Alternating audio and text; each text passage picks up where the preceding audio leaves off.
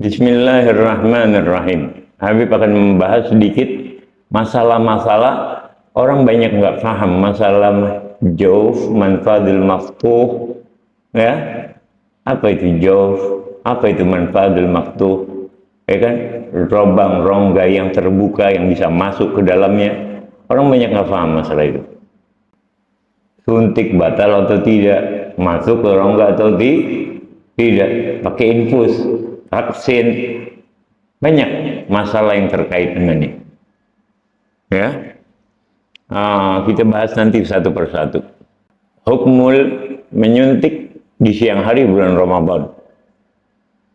Kalau karena lupa jelas ya, karena di dalam sebuah bait wa kullu ainin wasalat musamma jawfin min manfazin wa dzakir sawma kal batni wad dimagi summal mazna wa duburil wal batini min uduni. Dua bait itu dihafalkan.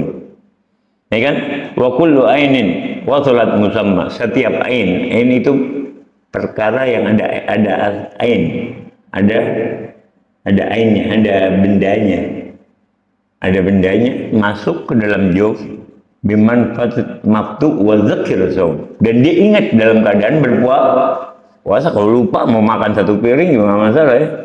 Habib dulu waktu ngaji sama Syekh Abdurrahman Bafadl, Syekh Fadl bin Abdurrahman Bafadl, karena kita sendiri orang Indonesia digodain ya.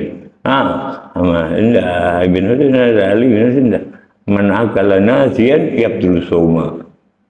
Dibilang kalau Ali makan man akala nasiyan yabdul sauma. Bingung mereka. Orang Hadramut taunya man akala nasiyan berarti makan dalam keadaan lupa.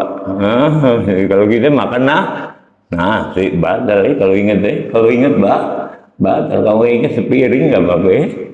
Kalau lupa, tapi jangan pura-pura lupa. Beda lagi orang pura-pura lupa. Ya. Yang pertama, ada suntikan atau infus yang memang untuk taghadhi, untuk memberikan efek makan kenyang.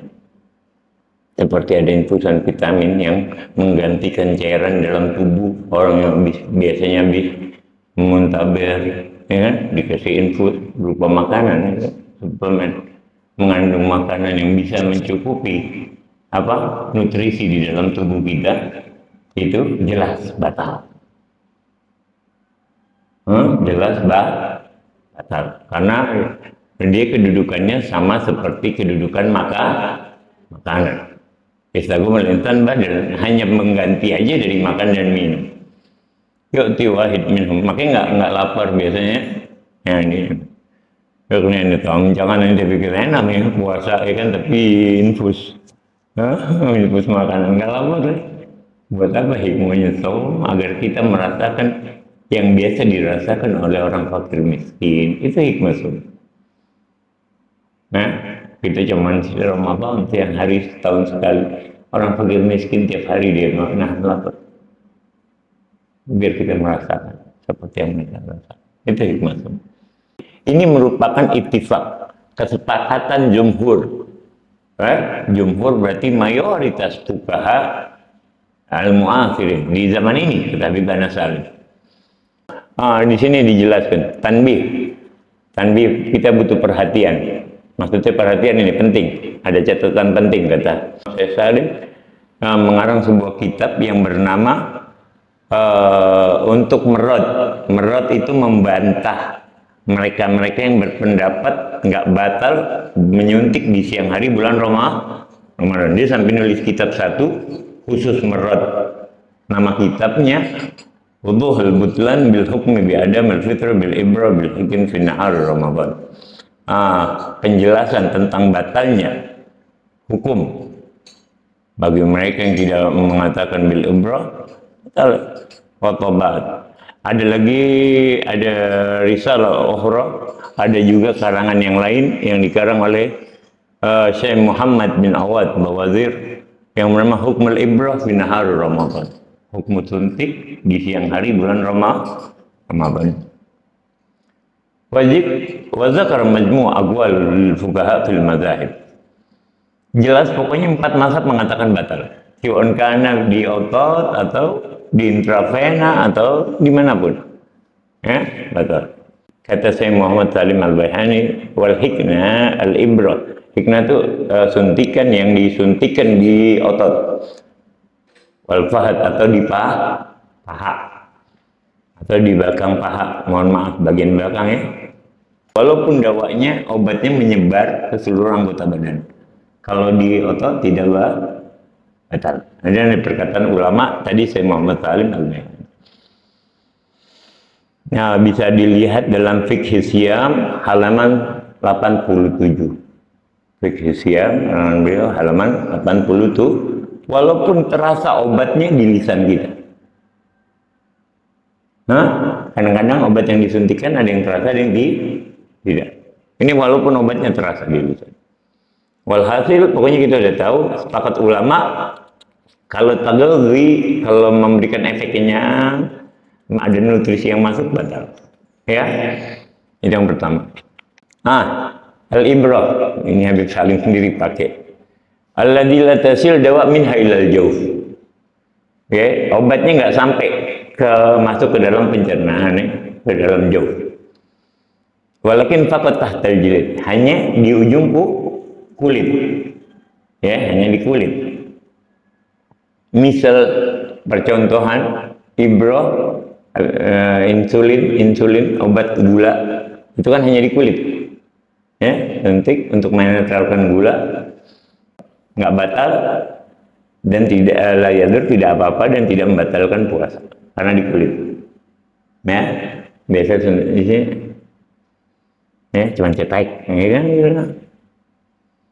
Ya, obat penyakit gula, yang pakai suntikannya bukan boleh, layadur. Yang ketiga, kalau suntikan yang digunakan untuk pengobatan, tujuannya untuk pengobatan, emang ada suntikan nggak pengobatan? Ya kan, ini itu cuma buat masukin vitamin atau segala macam, jelas ya.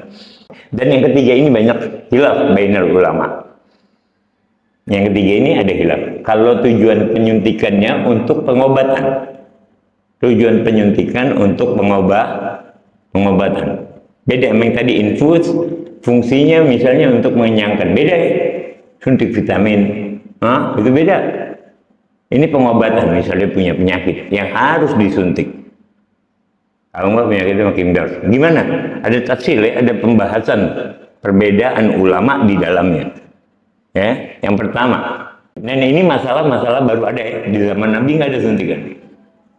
Walakin Nabi naha anil hizam. Ya. Terus ada kemarin Habib dengar kuping nggak batal, kuping nggak batal. Jelas tadi budnul udhun ya. Cuman ulama berbeda. Ini di mazhab Syafi'i tapi mazhab 3 nggak batal memang. Kita mazhab apa? Mazhab kita apa? Syafi'i. Imam Syafi'i batal ya. Udhun min manfadil maftuh. Bihilaf atibba. Fuqaha di mazhab Syafi'i meyakini kuping termasuk manfadil maftuh. Butunil udhun. Udhun yang bagian dalam. Tadi masuk diantaranya kubul, dubur, udhun, ya kan? Butunil udhun masuk di dalam. Dimak, otak, itu manfadil maftuh. Ya, kita harus pahami dulu mana aja manfadil maftuh. Hidung, mulut, ya. Mata justru tidak menurut, tapi nanti Habib Salim bahas. Mata justru tidak, tapi Habib Salim nanti bahas. Karena Atibba bilang mata justru manfadil maftuh. Para ahli kedokteran justru bilang mata ini manfadil maftuh. Tapi kuping tidak, malah ada perbedaan pendapat. Fuqaha zaman dahulu berkata kuping manfadil maftuh, mata tidak. Jadi berbeda pendapat fuqaha sama ahli kedokteran. Akhirnya Habib Salim mengambil tengah-tengah, diikutin perkataan kedokteran untuk menjaga-jaga di bab mata dengan tidak menggunakan iktihal fin nahari Ramadan. Walaupun ada hadis yang diriwayatkan, nanti kita bahas, tapi saya bab masalah pakai apa? Sifat mata. Ya, atau obat mata. Ya. Obat mata. Nanti kita bahas tersendiri terpisah. Karena menurut fuqaha mutaqaddimin, para ahli fikih terdahulu seperti dalam kitab Majmu' Rawdah dan sebagainya, mata bukan termasuk manfadil maftuh. Beda dengan kuping. Nah, kuping batal. Jadi jangan bilang pakai kuping ke dalam-dalam nggak batal. Ya. Atau netesin obat untuk kuping. Bagaimana hukumnya? Batal itu jelas. Ya, makanya berenang. Nanti ada lagi pembahasan tentang bagaimana inggimas mandi tapi menyelam di air. Saya kira masuk apa tidak? Kemungkinan besarnya kita yang tahu ya. Bukan karena kentut berarti airnya masuk, karena terbukanya rongga mohon maaf kemaluan belakang. Bukan hanya itu, nah ini rongga emang nggak masuk air. Kalau berenang sampai kita inggimas menyelam, nanti kita bahas ya terpisah. Karena ada mandi yang diwajibkan, ada mandi yang masru'iyah, ada mandi yang dimasru'iyatkan, ada yang mandi tidak. Kita nggak bahas itu dulu, kita bahas ibro dulu satu-satu. Ulama terdahulu ada dua golongan, tapi ulama yang terakhir kata Habib Salim, kecenderungan mereka mengatakan batal. Bagi mereka walaupun untuk pengobatan, kecuali sangat dulu. Walaupun ada perbedaan, tapi kecenderungan ulama mutaakhirin, ulama yang baru-baru ini, ya, mereka berpendapat lebih cenderung mengatakan batal. Kalau emang masih memungkinkan, jangan disuntik di siang, suntikin malam atau sebelum pas waktu sahur. Kalau seandainya memang harus disuntikan siang, ente ma'zur. Ini nggak wajib puasa. Asal bikhabar tabib adil. Yang bilang ente boleh buka atau tidak, itu yang ngabarkan tabib yang adil, bukan ente. Itu sakit dikit boleh buka, enggak ya, harus menurut pendapat tabib. Kalau ente puasa ente bakal berbahaya, atau penyakit ente semakin lama, atau kondisi badan ente akan rusak.